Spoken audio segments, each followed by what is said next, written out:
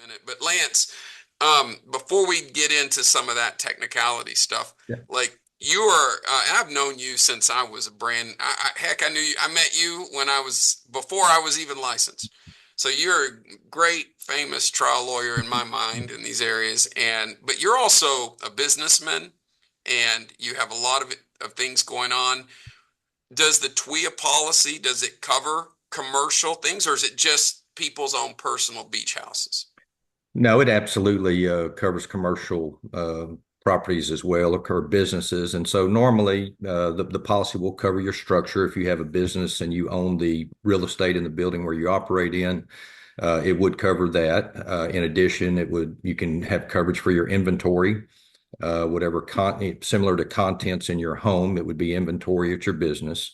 If you also purchase what's called business interruption coverage, then you could have a claim for any loss of income that you can show is attributed to the windstorm damage that you've had. On the residential side, if you have additional living expenses or loss of use, then you could recover having to stay in a hotel or somewhere other because your home is damaged, recover the cost to do that and other living expenses that you're incurring because you are out of your home. And so there are different types of coverages for your home and your business, but it just depends on what you purchase and what is on your declarations page from the insurance company. I know a lot of people have these as investment properties. They may live there, but then have a couple as investment properties. What about loss of rents? Like, do you know anything about that? Would that be covered? Sure. I think the loss of rents would be covered as well as part of what I refer to as a business interruption coverage. I think that's similar terminology, but yes, loss of rents, if you're unable to rent your property as you historically have done due to windstorm damage, then that is a recoverable item, assuming that you have the coverage purchase that coverage through your policy. Talk to us about that. How do you know what should people look at if they're trying to say, hey, what did I pay for? What do they look at? The easiest thing to do is look at the declarations page.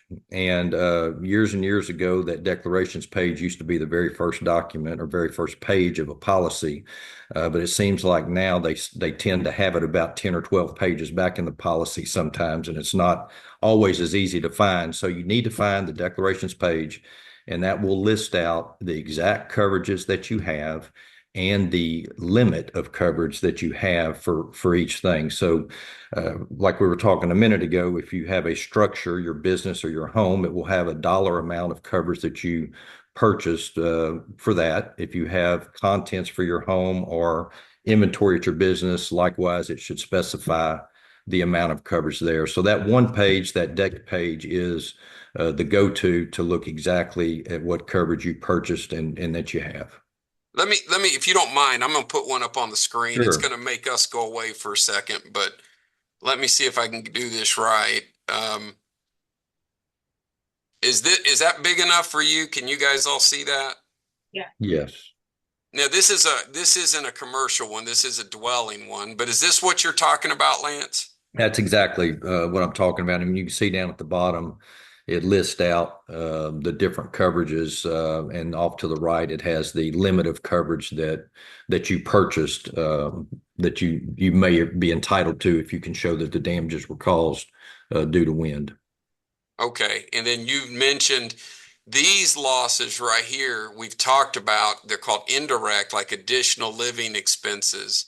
And it has another one here, and we're going to talk about that in a minute, but it has wind-driven rain and consequential loss. But this is what people should pull, whether it's for their business or for their dwelling. That way they can say, hey, here's what I bought. Here's what I got. That's right. You should always have that in a safe place, before the storm comes so that you have ready access to it in the event you need it. Okay. And if people have questions about that, like, I know we're teaming up here. That's something that you or we're happy to answer those for free, right? Absolutely. Okay. Yeah. Sorry, Christina, I interrupted your Q&A, but No, that's okay. That was perfect. I get a lot of questions about the additional living expenses. I feel like for the majority of people, they understand that it can cover things like a hotel or even a little rental property if you can get something for a short-term, lease. But what are some other common additional living expenses that people may not necessarily think about? Mileage is something that you should keep track of. You can recover for mileage as well as your hotel. If you have additional expenses for food that you would not normally have if you were in your home, that's something that can also be collected. The key is to document on all of that and make sure you save all your receipts. And sometimes the insurance company will actually, you may have to incur those expenses, actually pay for them before getting reimbursed by your insurance company. So you just have to look and see what the policy says. But in general, anything that you incur to survive or to live because you can't stay in your home is something to keep track of and to submit to your insurance company for reimbursement. So if I have like significant water damage and my clothes get all wet and I think I can save them, is something like that, if I bring it to the cleaners and they clean those clothes, is that an expense I could claim? Absolutely. Yeah, and one comment I would make is, like those clothes are covered whether you have to clean them or replace them. I mean, I think you bought that coverage.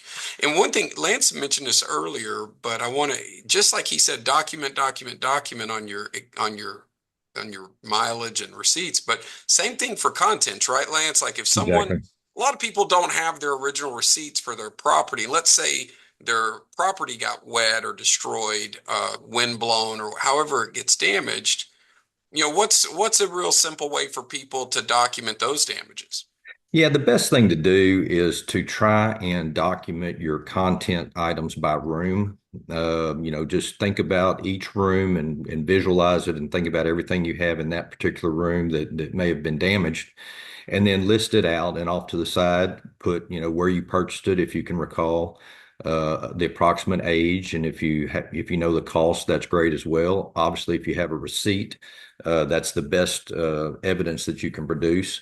With the internet these days, it's pretty easy to get online and find just about any item you might have, and it can give you an estimate of value to include as well.